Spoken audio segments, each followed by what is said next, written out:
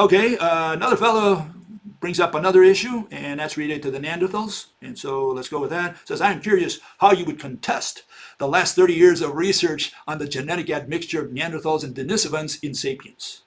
Also, raids and rape also occurred. Uh-huh.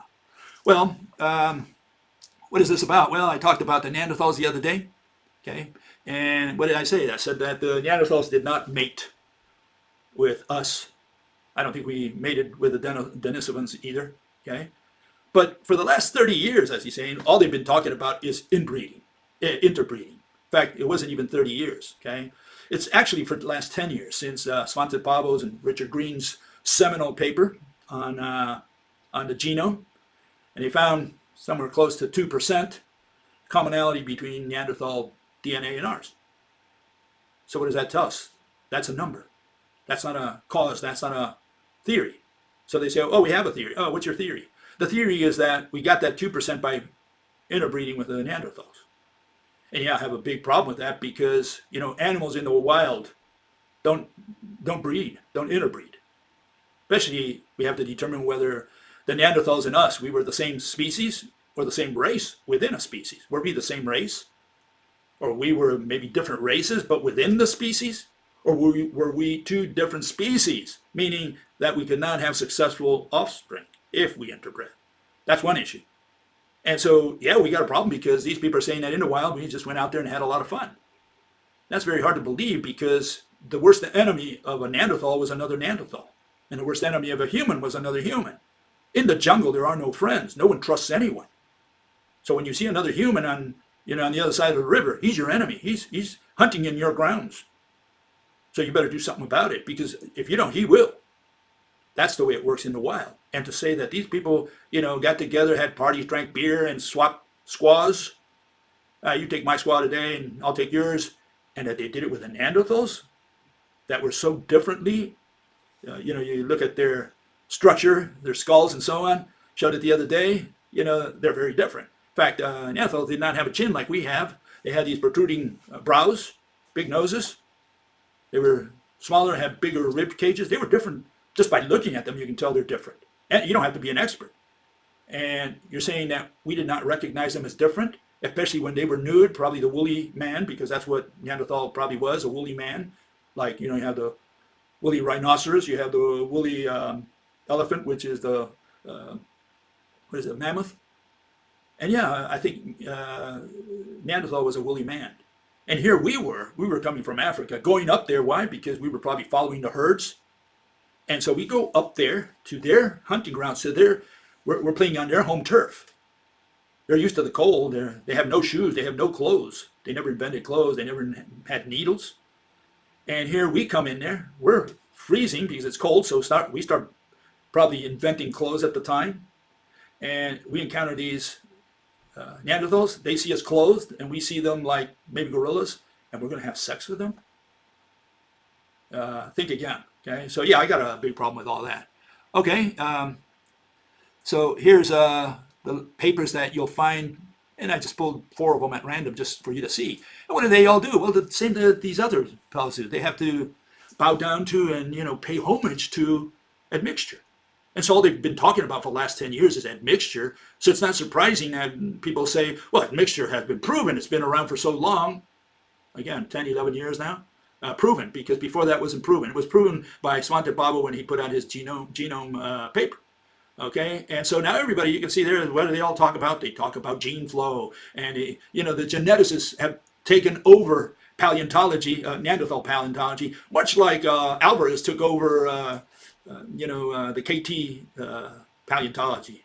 In other words, the extinction of the dinosaur. He said, "You guys don't know anything. Let me come in there." He was a bully. Alvarez is known as a bully, and it's important to know also that, a little in retrospect, maybe I should mention that. And I did mention, I have a video on that as well, by the way, but, where did this guy, Alvarez, come from? Well, it turns out that Alvarez was a guy working with the military, and he was working closely with the Manhattan Project with a bomb, okay? And he did some work with some quantum nonsense, and because of that, his friends, got him a Nobel. And when they got him a Nobel, he was used that to trash the paleontologists who dealt with the extinction of the Neanderthal, the dinosaurs. And so he came in there and he officially trashed a fellow known as Dewey McLean. Louis trashed Dewey. And because Dewey was a proponent of the volcanic theory, he wanted to do the same thing they did with the Permian, saying that the Deccan traps in India caused the extinction of the dinosaurs, and essentially what's his name, Alvarez came in there, just trashed him, and said, "No, you don't know anything, get out of here," and just bullied him around, bitch slapped him, so to speak, and that's why today we have the asteroid theory, and the asteroid theory comes essentially from his son Walter Alvarez. They worked as a team, and did they come up with the theory? No, the theory was around at least since the days of Laubenfeld in 1956, and even Max Laubenfeld didn't come up with this theory either. The theory was, you can trace it all the way back to the days of Georges Cuvier. French guy around that time, I can't remember his name now, he already said extraterrestrial impact must have caused the extinction of these animals that they were finding for the first time in those days. And so the extraterrestrial impact has been around for 200 years. So what did the Alvarez contribute? Well, they contributed what we don't use in science, evidence. We have no use for evidence. Evidence is used in religion to persuade, to convince, to recruit. That's what evidence is used for. That's what the prosecutor introduces evidence into the record so he can convince the jury to vote for his side of the case. That's what evidence is for. But unfortunately today in science, they give more importance to evidence than the theory. They don't care about theories. That's why we ended up with idiotic theories in mathematical physics. You have what? A particle can be at two places at once. The bending of time is gravity. What nonsense is that? And they say, oh, we don't care about that. We don't care about it. So what do you care about? Well, we care about evidence. We go to the lab, we look at, we observe, we measure, we get a number, we have an equation, we publish. That's what we care about. So they don't care about theories. And same thing with these paleontologists. They don't care about theories. They have idiotic theories. And what Alvarez did, he came in there and says, well, I've got evidence. And he was a physicist with a Nobel. I mean, how much more authority than that do you need? Put it behind his son, got his name in lights. So it's known as the Alvarez theory, or hypothesis, or whatever. Okay, so that's where we are. And I showed this the other day. This is the problem. Here you see how they fudge around with the percentages. Okay. Svante Pavlo said 1 to 4%. You have Prover who says 1.5 to 2.1. Then you have Lose in France, they say 3 to 7% percent nuclear DNA that we have today from the Neanderthals. And then you have these other folks over there that say, hey, you know, before 50,000 years ago, we had more than 10%, and then we lost it over time. Okay. And then the other folks there that I mentioned daily, they said greater than 2%. And what do we find today? Well, we found that there's this Uzdishim human, Cro-Magnon, I guess you could call him Cro-Magnon, he was in Russia, but 45,000 years ago, and he also had 2%, just like we did. And so, no, there is no evidence that we lost from 10% to 2% over all these years. Today, we found a skeleton dated to almost 50,000 years ago that has the same percentages as we have today. And, you know, they play around with these percentages. And after a while, you don't know what to believe. And especially because they don't have a theory. And the theory that they have to explain how the Neanderthals did it with us in the wild. Okay? Did the Neanderthals come in and rape the women, our Cro-Magnon women? Or was it consensual? Did we have a party, drink beer, and swap squaws? Is that the way it worked? How did it work? Please explain how we do it in the wild. Especially when we're talking about starvation, subsistence level creatures.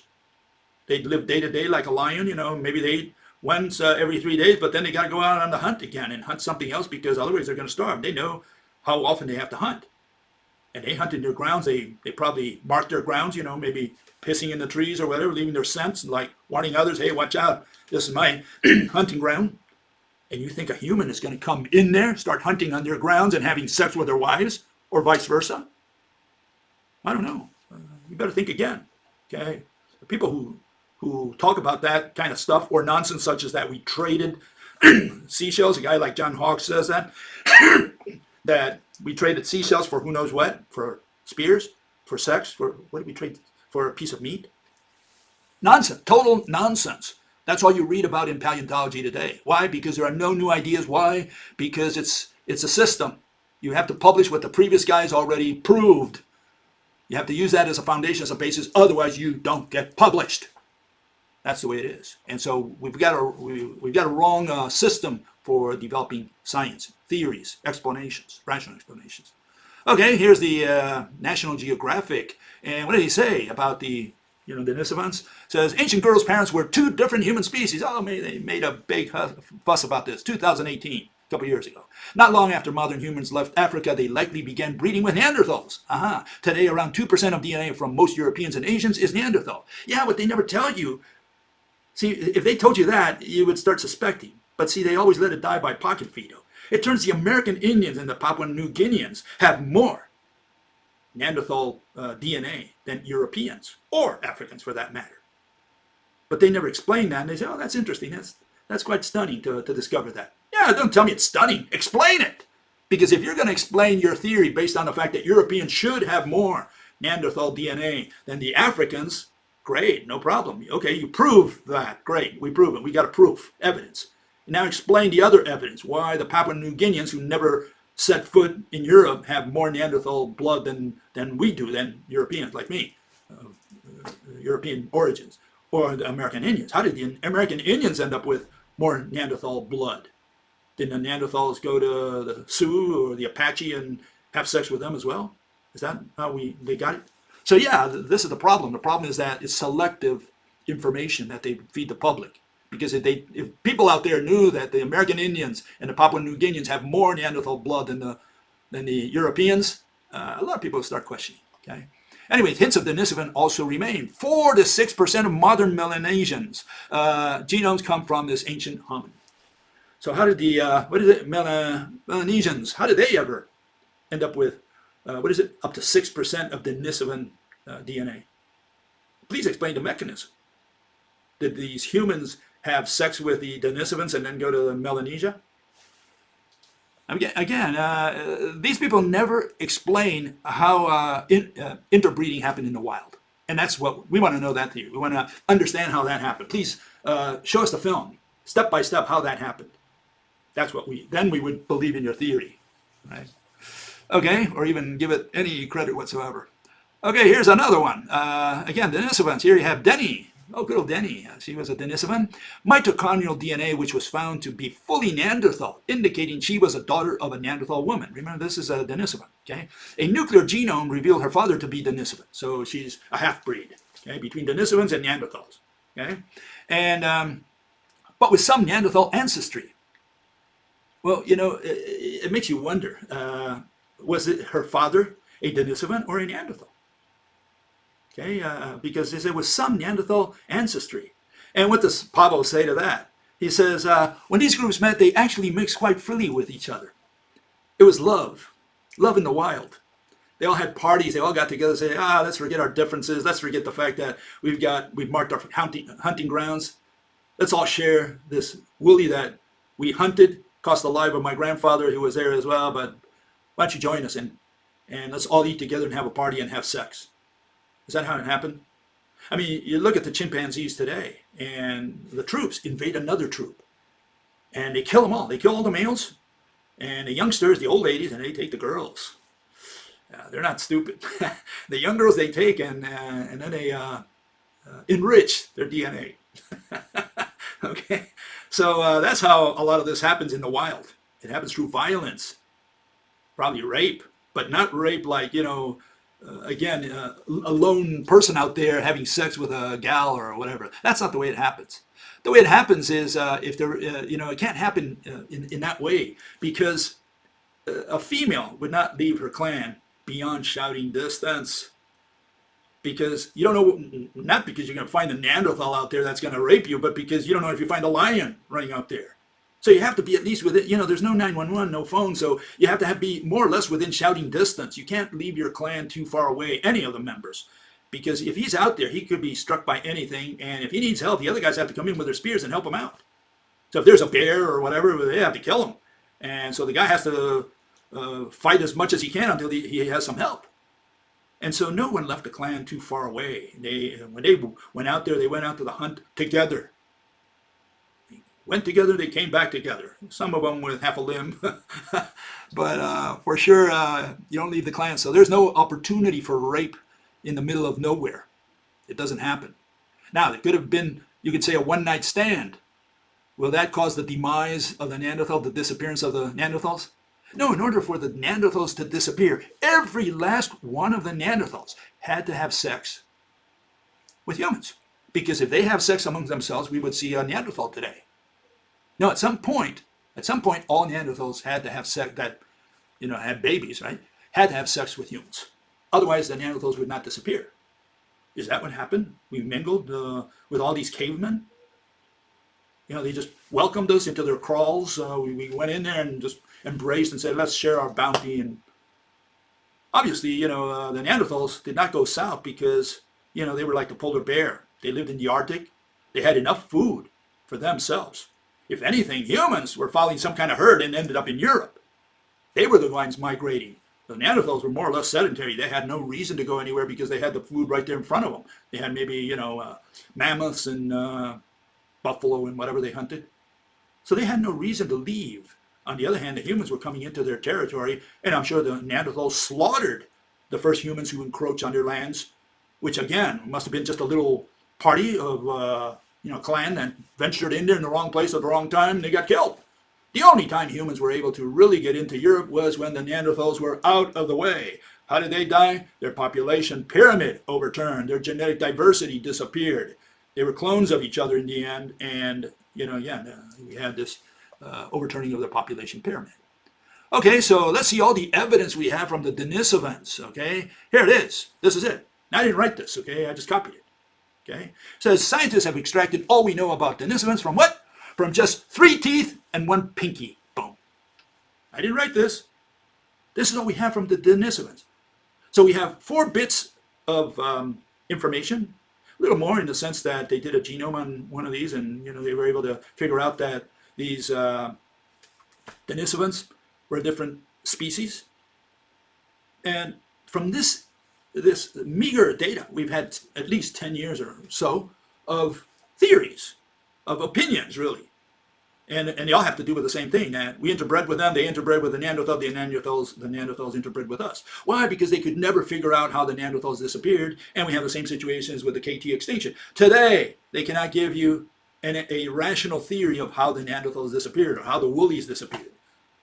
And so it's either us, we killed them, we interbred with them, we outcompeted them because of climate change, famous climate change. What else can these so-called paleontologists think of if they have to parrot what the previous generation bequeathed to them? And if they don't do so, they don't get an advisor for the PhD thesis, and they don't get to publish. Their career is over. So they have no other choice but to bow down and pay homage. This is the problem. It's the system we have for determining, for coming up with theories. And again, if someone comes up with a new theory, he doesn't get published. They won't allow it. Okay?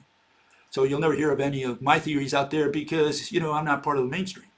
Okay, so let's continue here with the Denisovans. Some interesting stuff that you'll see out there. They published a paper, I think it was in Russia, and this is the little piece we got in the West. They found a needle in the Denisovan cave, which is over there close to Mongolia. Okay?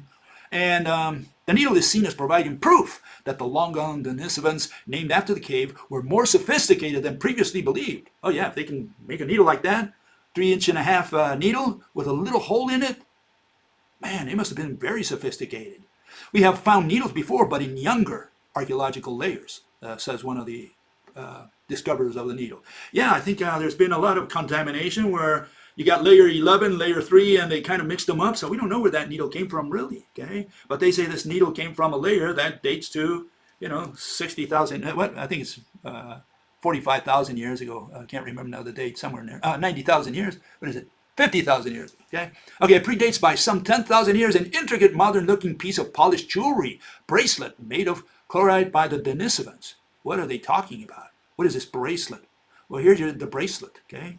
Here's the bracelet, and you make up your mind if these people are talking any sense anymore. This is the bracelet.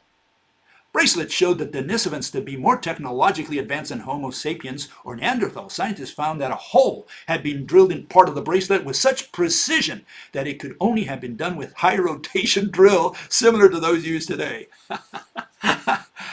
And people believe this stuff. This is what's incredible.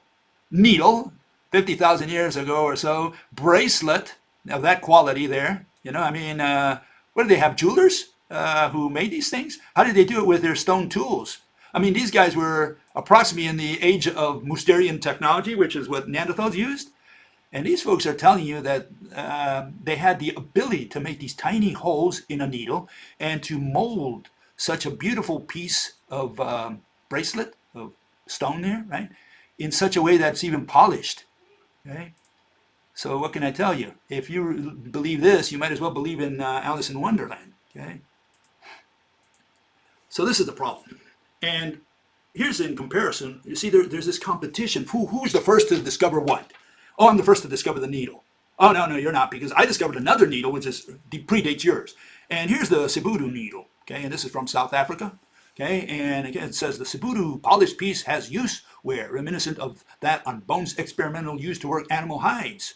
These people are suggesting that 61,000 years ago, where this needle was found in that layer, in that reference frame, okay, was used for sewing. South Africa. Now, would they need clothes in those days in South Africa? Well, I don't think so. You know, I think that here we're talking about, you know, probably some kind of human, maybe Neanderthal level human, or maybe Heidelberg level. You know, you have Rhodesian man. He's the Heidelberg counterpart in Africa, or so they say. And so here's this animal, essentially, you know, living in the wild out there, and he's going to sew clothes. What for? Why does he need clothes? I think that we invented clothes and needles when we started venturing into Europe. And for sure we won't find a needle among Neanderthals. You know, they never did. I mean, here you have all these sites. They found Neanderthal bones. They found lots of their tools. They never found a needle among Neanderthals. You would say, with so many sites, they found all these bones, they found all these skeletons, they found animal bones, etc. They never found a needle. You know, a little, even, I don't care if it's 3 inches or whatever, it doesn't matter, but with a little hole inside the wood, inside the bone, they never found that.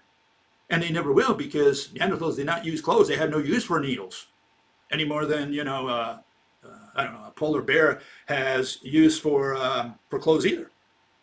So yeah, it's all this nonsense that these people publish. Why? Because they want to get their names in light. They want to be the first to find the needle. So it's a competition for finding needles, and everybody forgets about the theory. Nobody talks about the theory. They just talk about the finds. That's the problem. Okay, another fellow raises. Well, hold on, let me show you something else here. One fellow raises this issue about the Neanderthals being in Israel, in Iraq, in Syria, in the Levant, in this whole area of Middle East. And I'm saying, no, Neanderthals had no reason to go down there. I mean, what did they do? Do service camel jockeys down there? You know, Neanderthal was a polar bear. He lived in the Arctic weather. That's what he was used to. He didn't wear clothes. He didn't wear sandals. He walked in the snow. He slept in the snow, just like wolves do today. Wolves sleep in the snow. And this animal, who's a polar bear, is going to venture all the way south when he's got all this food up there, all these mammoths and buffalo that us humans, our forefathers, went there to hunt in their territories.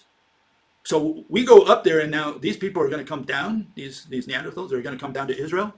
No, I don't think so. Okay, I don't think it ever happened.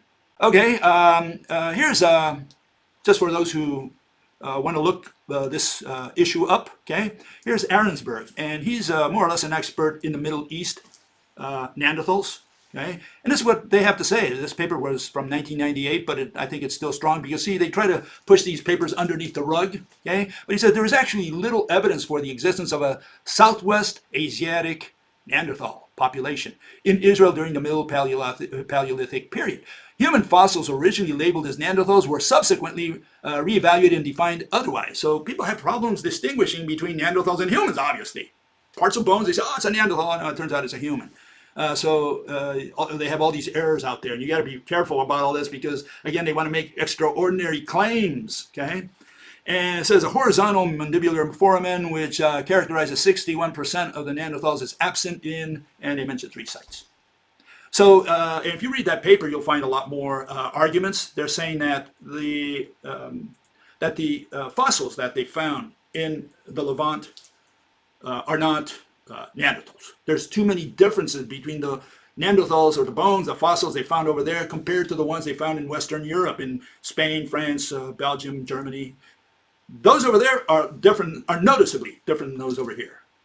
So I think what we're talking about is two different species. There's another species out there running around. Maybe there were several. Maybe there were different types of humans that originated in different parts from the Homo erectus, who apparently walked all the way east to China and all the way west from Africa, right? All the way west to England. So, from there, it's very likely that the Denisovans came out maybe in the middle of Russia. Maybe some others came out in somewhere in the Levant. And then you had us humans, our forefathers, who apparently came from Africa. There could have been several humanoids in different parts of the world, except in the Americas. They haven't discovered America. Columbus had not discovered America yet. Okay, and just one final note there. Here we have the bgaede, and this is thought to be a Neanderthal child.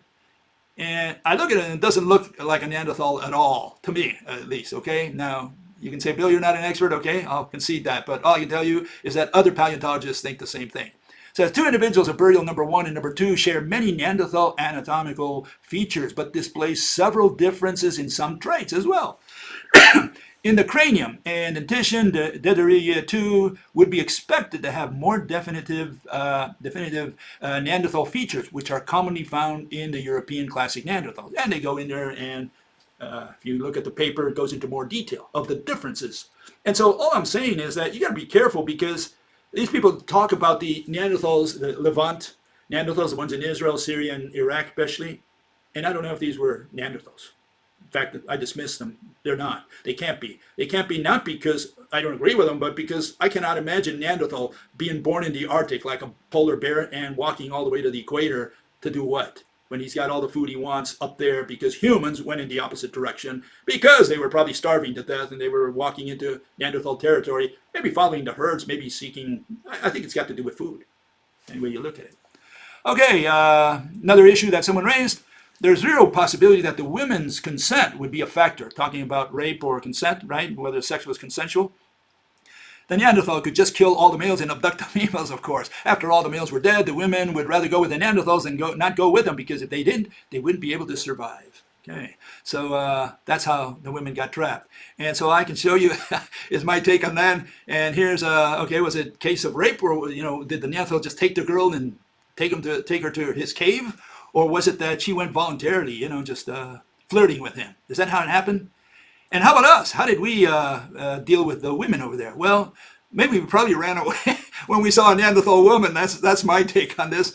I sure pity any human forefather of mine that saw one of these so-called Neanderthal women, and either he had bad eyesight, saw her in the night, and then woke up the next morning and said, "Oh my God, this is what I slept with."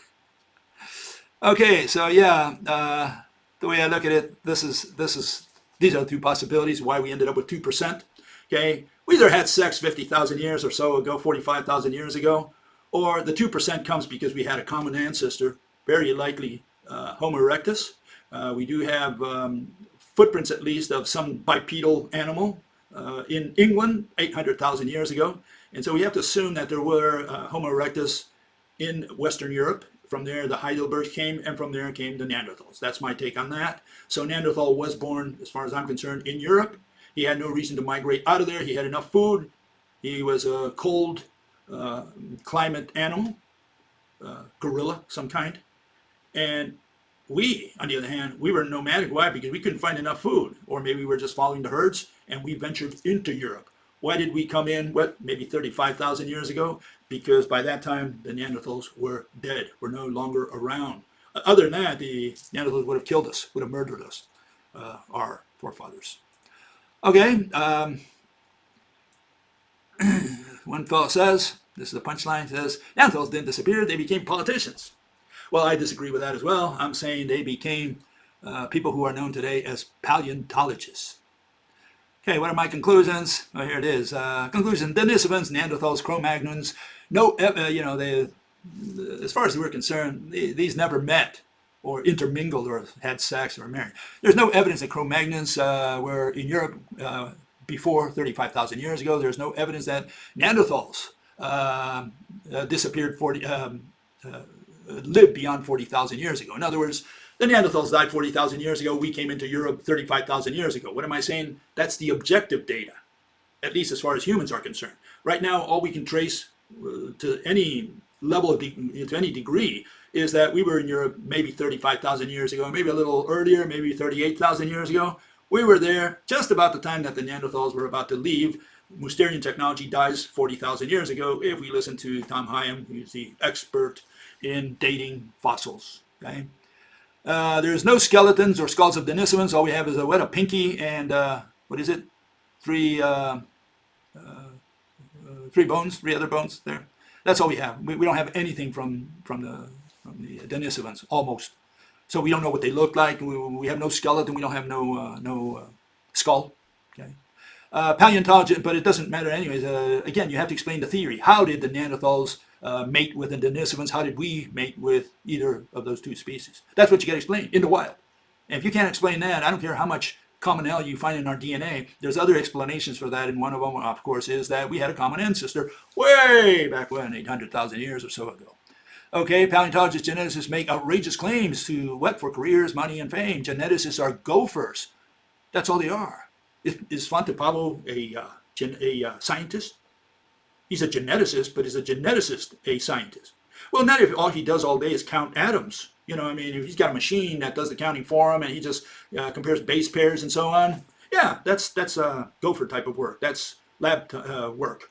The scientist sends the lab boy to do that kind of work, says, go count atoms for me and give me the results. So Svante comes back and says, here, boss, this is what I found. So many base pairs, so many molecules. Okay, you can leave now. Let me think. I'm going to figure out what happened.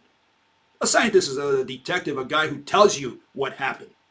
And these people, you know, they think that because they can count atoms and do some fancy footwork with genetics, that they're scientists. Well, the fact that they can count atoms, the fact that they determine that 2% commonality between our DNA and Neanderthal DNA, does that allow them to conclude or extrapolate that we had sex with them? I mean, what should we conclude with chimps who have commonality with us as well? I mean, we have commonality even with a fruit fly if you go far back enough. So how did we have sex with these animals in the past if we have commonality with them? Is that what we're going to conclude? That because there's some commonality with the dogs, we had sex with the dogs? Or the cows? What is this? Nonsense. You have to come up with a mechanism, a theory of how that happened in the wild out there. Okay, Admixture created a cottage industry for whom? For the geneticists. Because they took over the Neanderthal extinction business. And today it's all nonsense. It's all about, oh, what diseases we inherited from them, what diseases we gave to them, how much DNA do you really have from the Neanderthals? Everybody goes out there and says, oh, check my blood. I want to know how much Neanderthal blood I have in me. Well, you should come to me. I'll tell you have, right off the bat, without any machine, you have at least 50% Neanderthal blood in you, and probably comes all from your mother. Okay? It is known as political science. That's what these people are doing. They don't do science, they do political science. A lot of politics. That's all it is. Just getting your theory through so that you get your name and lights, your career up and running, your money, your fame. That's what it's all about. It's got nothing to do with science, with extinction theories. They don't have an extinction theory for Neanderthal, for Woolies, for the KT extinction. They don't have a theory for Permian. They don't have a theory for any. Not one that will stand the rationality. Okay, Permian. What is it? Volcanoes. Okay, great, volcanoes. So how did volcanoes do selectivity?